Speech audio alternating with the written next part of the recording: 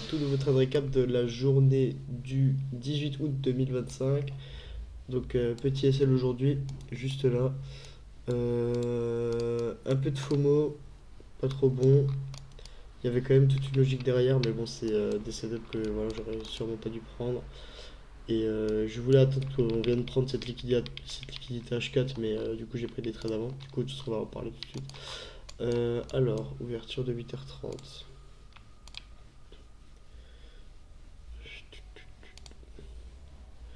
On a l'ouverture de 8h30 juste ici. Il y avait une grosse liquidité H4 juste là. Pour moi, j'avais un billet baissier pour cette journée, mais on n'est pas assez revenu, enfin, on n'est pas venu assez vite sur ces écoles high. Du coup, j'ai switch de billets, je suis resté haussier pour la journée, donc c'est ce qui est en train de se passer, c'est nickel. Alors, il nous restait une grosse liquidité H4 juste ici, qu'on était venu prendre sur le S, on avait fait une divergence juste là, et du coup, il nous restait cette à peu près équal. Non, pardon, cette liquidité tout simplement. Juste là. Là, on voit l'ouverture des marchés juste ici. On a créé un école, on est revenu à la hausse. Et ensuite, on est venu les prendre. Mais en fait, du coup, là, moi, j'ai pris position dans cette zone. Et j'aurais dû attendre qu'on vienne prendre cette liquidité tout simplement.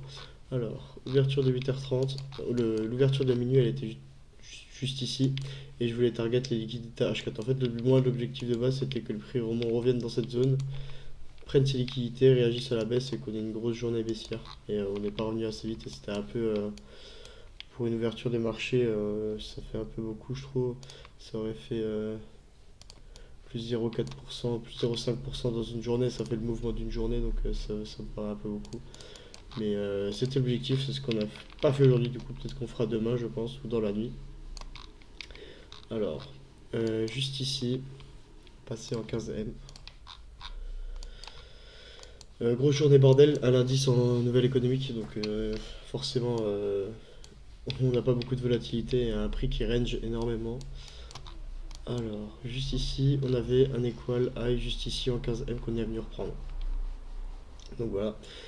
Moi, juste ici, ce que je pensais, c'était que sur le S, on avait créé une divergence, on avait pris cette liquidité H4. Ici, on avait encore un swing high qu'on est venu reprendre à la hausse, juste ici. On est venu toucher le prix d'ouverture, donc pour moi, en fait, la divergence de l'ES, elle était confirmée et on allait partir à la baisse. À la hausse, pardon, sans prendre les liquidités H4 juste ici sur le Nasdaq. Du coup, c'est pour ça qu'après je suis parti en 5M. En 5M, on voit ici qu'on avait une zone de manipulation, que je la retrouve. Je sais pas si je l'ai encore sur la MS. Non, je l'ai plus sur la MS, mais je crois que c'est plus visible sur la MS. 8h30. Juste ici. Non, je l'ai plus. Je vais retrouver sur la MQ. Et en gros, juste ici, on était revenu prendre les plus hauts, prendre les plus bas. Du coup, il nous restait un. J'ai plus le nom, je sais plus comment ça s'appelle. Un order block. Non, non, non. Je sais plus du tout. Je sais plus du tout, bref. On est revenu sur cette zone parfaite sur le S et sur le Nasdaq. Donc pour moi, on allait repartir à la hausse en allant retouchant cette zone. Du coup, j'avais pris une position juste ici dans un fair value gap M1 qu'on avait pris à l'avance. Donc là, il nous restait un fair value gap M1. J'ai pris position juste ici dans cette réaction. Non, juste ici. Et j'avais placé mon SL en dessous de ce breaker block. Voilà, c'est juste ça que je cherchais depuis tout à l'heure. Breaker block et TP sur les écoles H4 qu'on avait juste ici. Qu'on n'est pas venu chercher. On m'a SL juste avant. On voit le prix qui est reparti à la hausse. Sur le MES, j'avais pas pris position, mais ça aurait été une zone à plus forte probabilité parce que on a très bien réagi vu qu'on avait pris les liquidités H4. Le breaker block, il avait bien réagi à la hausse, comme je le voulais du coup. 8h30.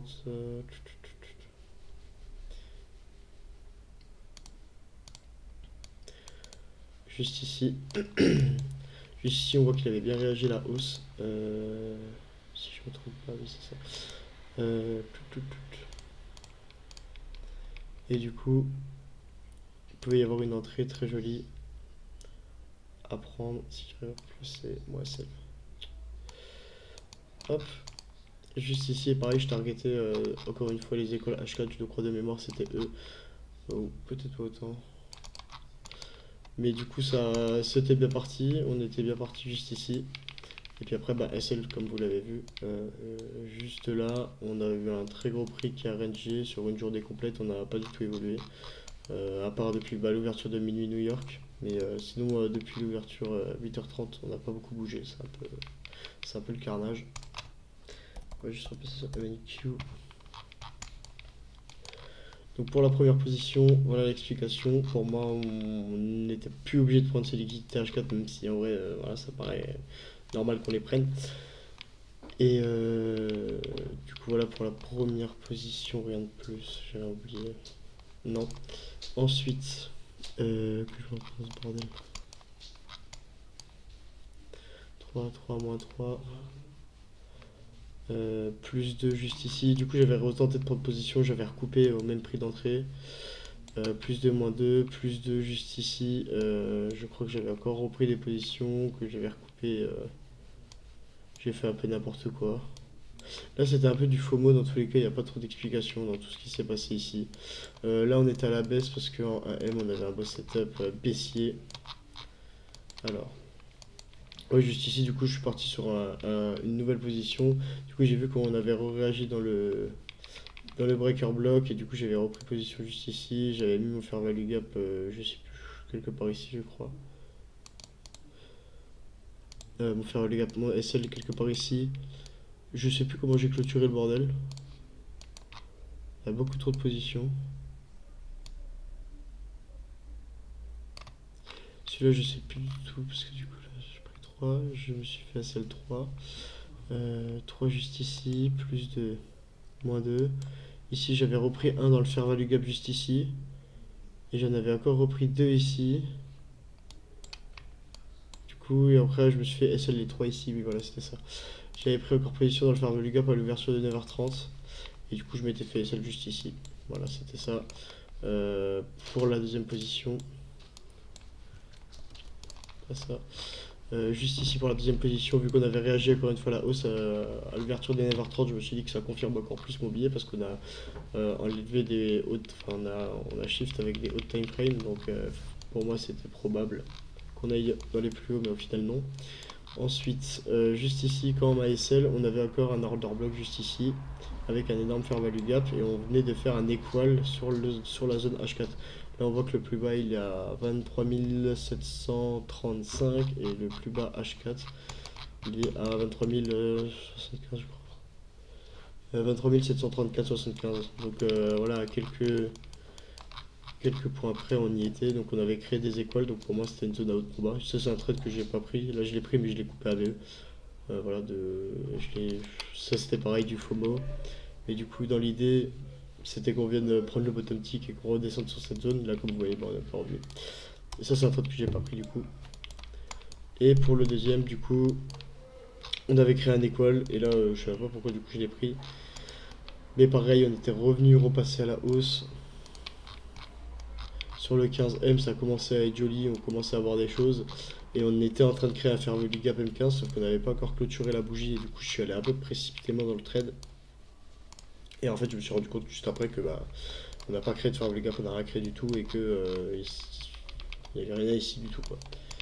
Et du coup, pour le trade parfait qui aurait été aujourd'hui, c'était comme je l'avais dit, prendre la liquidité H4 juste ici. Hop. Prendre la liquidité H4 juste ici. Ensuite, là, on avait une zone fair value gap M1 entrée, parce qu'on est dans la zone discount. Je sais pas où je l'ai. Je sais pas mon compte. Mon compte, hop.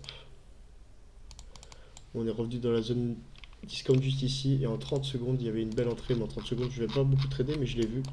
Je me suis dit que. 38, ouais, 30 secondes. Je me suis dit que ça pouvait être une belle entrée, mais ça, c'est pas une entrée que j'ai prise. Juste ici, il nous reste encore un fair value gap qu'on n'avait pas pris. Donc voilà, là, ça aurait été une super belle entrée. Juste ici, et le TP pareil il bouge pas sur la zone école H4. Hop. Ça aurait pu être une belle entrée, On se serait fait BE ou ça dépend si on aurait mis la position à BE, mais pas forcément. Et voilà, du coup, ça, je l'ai vu, je l'ai pas pris. J'avais pris une entrée dans le. Faire dans. Oh putain, j'ai eu peur. Pourquoi j'ai du de YouTube qui s'est lancé? Sa mère. Oh, j'ai eu chier dessus, gros. Bref, du coup, petite prise de position dans le Fairway League M1. Et bah, j'ai laissé mon trait de courir, je l'ai pris sur mon compte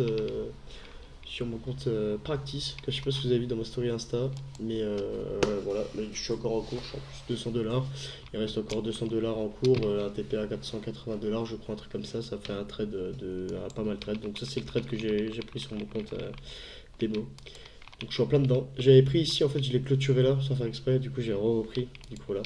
Mais bref, du coup là je le laisse tourner jusqu'à la clôture. Avant la clôture, je le fermerai dans tous les cas. Et puis voilà pour le trade récap d'aujourd'hui, donc beaucoup de merde, mais ça va, je m'en sors bien quand même, parce que j'ai eu des bonnes analyses, je suis content de ce que j'ai fait, même si ça paraissait logique qu'on vienne reprendre les liquidités H4 avant qu'on revienne à la hausse. J'ai un peu FOMO, voilà, donc c'est tout la perte de ce soir, mais bon, c'est comme ça qu'on apprend, donc on va passer une belle semaine je pense. Parce que même l'ouverture d'aujourd'hui en soi, on avait un beau setup qui s'est produit, il fallait juste attendre de l'avoir quoi. Mais voilà, du coup je pense que pour la semaine ça va être pas mal. Pas beaucoup d'annonces, de grosses annonces éco, donc des marchés un peu plus tranquilles, ça va faire du bien. Et puis voilà. Donc sur ce les gars, je vous fais des bisous. On se voit pour le prochain trade récap. Et puis bah, si vous voulez suivre les gars, les pertes, etc. Pareil, dans tous les cas, il y a les trades récap, il y a mes vidéos sur Insta aussi, j'en parle. Et puis voilà. Donc sur ce les gars, je vous fais des bisous. On se voit pour le prochain trade récap. Bye bye.